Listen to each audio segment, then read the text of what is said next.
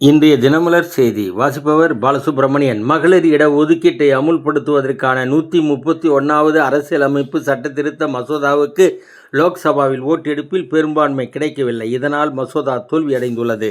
Hormuz ஜலசந்தியை திறந்தது Iran.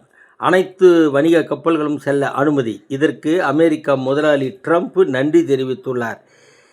Chennai பெரம்பூருக்கு Vijay திடீர் விஜயம். விசில் கோலம் போட்டு பிரச்சாரம். டில்லி அரசியலுக்கு மருமகன் சபரீசனை அனுப்ப சட்டசபை தேர்தலில் பல்ஸ் பார்க்கும் முயற்சியில் முதல்வர் ஸ்டாலின் இறங்கியுள்ளார். ராகுல் ஸ்டாலின் கூட்டு பிரச்சாரம் இல்லை. காங்கிரஸ் வேட்பாளருக்கு அச்சம் ஏற்பட்டுள்ளது.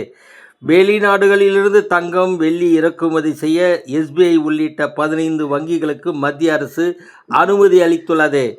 ஆந்திராவில் 2550 கோடி ரூபாயில் கேத்தோடு ஆலை அமைக்க அனுமதி அளித்துள்ளது. MPSPL ஸ்பெஷாலிட்டி கெமிக்கல் என்ற நிறுவனம் இந்த ஆலையை அமைக்க உள்ளது.